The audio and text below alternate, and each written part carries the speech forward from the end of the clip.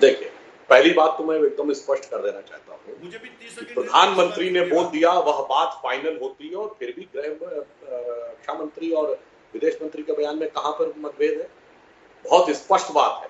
Line of control क्या होती है, लाइन ऑफ एक्चुअल कंट्रोल क्या है? हमारे प्रधानमंत्री का मत मानिए, मतलब देश के जो प्रधानमंत्री है वर्तमान हमारी पार्टी को मत मानिए, नेहरू जी अपना बयान दे चुके हैं कि line of actual control means line of military control. 1960 में संसद में दिया गया बयान। मिलिट्री कंट्रोल की पोजीशन में कोई अंतर नहीं आया है।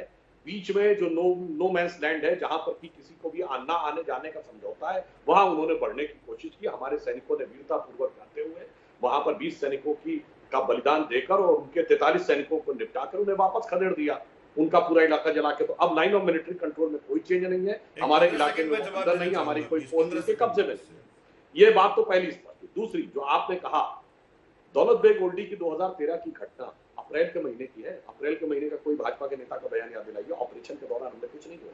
हाँ, बाद में सवाल पूछे, मगर आप ये बताइए, कोई विदेश के व्यक्ति जब सवाल पूछेगा और उसके बाद हमने अगर कभी अपने प्रधानमंत्री का बचाव न किया, तो मैं याद दिलाना चाहता हूँ नवाज शरीफ ने उस समय डॉक्टर मनमोहन सिंह जी के लिए आपत्तिजनक शब्द कहे थे। कोट अनकोट में कोट कर रहा हूँ, देहाती औरत शब्द का प्रयोग किया था। तो मोदी जी ने चीफ मिनिस्टर रहते हुए कहा था कि 125 करोड़ देश के प्रधानमंत्री के भारतवासियों का यह अपमान है, और कौन होता है ये कहने वाला भारत के प्रधानमंत्री को लेकर। मगर यही अंतर है कि आज पीपुल्स डेली का अभी 10-11 जून का आर्टिकल पढ़ लीजिए, उसका सुनिए, India has to investigate the border issue. Article का नाम है, पॉइंट नंबर 12 और 13 पे पढ़ लीजिएगा। जानते हो क्या लिखता है? वो कह रहा है कि हमारा एनालिसिस है कि हम भारत को हरा देंगे, और जब हम हरा देंगे तो क्या होगा, Modi will be out of power and Hindu nationalist forces will feel humiliating defeat. भैया, ये तो लिख रहा है चीन का अखबार, और कहीं ना कहीं यही बात आप कह रहे हैं। ऐसा तो कभी नहीं हुआ था ना कि हम वो बात कहते हैं। ये दुर्भाग्य की बात। चलिए, एक बार सवाल हो, ये बड़ी अजीब परिस्थिति है सुधांशु जी। वो आपसे कह रहे हैं कि आप चीन की भाषा बोल रहे हैं, आप उनसे कह रहे हैं कि वो चीन की भाषा बोल रहे हैं। अभी दो एक्सपर्ट्स हैं, जरा उनसे भी पूछा जाए कि कौन चीन की भाषा बोल रहे हैं। आप पूरा कीजिए, फिर राजीव त्यागी भी बोले। त्यागी जी, त्यागी जी समय मिलेगा। अभी तो मैं सुधांशु जी के पास गया नहीं था, आपने पहले हाथ उठा लिया था, यानी कि आपको सुनना ही नहीं था कि उन्होंने बोलना क्या है। आप अपना कागज पहले तैयार रखे थे। मैं मना नहीं कर रहा हूं सर आपसे, मैं मना नहीं कर रहा हूं। मैंने आपसे यही कहा, वो कह रहे हैं आखिरी सेंटेंस पूरा कर रहा हूं, वो पूरा कर लें, उसके बाद आप। मैंने तो यही कहा कि सुधांशु जी पूरा कीजिए, उसके बाद त्यागी जी बोलेंगे। अरे सुन तो लीजिए भाई, पहले बात तो सुन लीजिए। इतनी जल्दबाजी मत कीजिए ना कि पहले मैं ही बोल लूं, उसके बाद कोई जो मुद्दई है वो बोले, मुद्दई सुस्त हो जाए और गवाह चुस्त होकर खड़ा हो जाए। थोड़ा सा सर धीरे धीरे एक एक करके।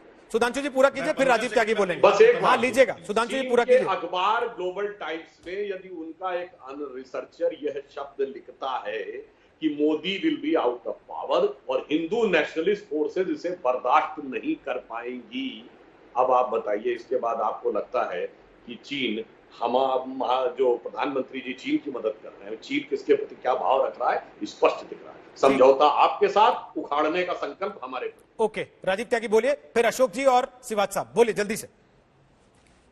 देखिए मेरे मित्र ने जिस तरह से बात रखी है सुधांशु जी ने, उससे लगता है कि चीन की सीमा पे, भारत चीन की सीमा पे कोई कहीं भी किसी प्रकार से कोई डिस्प्यूट नहीं है, और हवा या बर्फ या पानी आकर के 20 सैनिकों को शहीद कर गया, या कोई वो शक्तियां नकारात्मक रही होंगी जिन्होंने हमारे सैनिकों की हत्या कर दी या उन्हें शहीद कर दिया।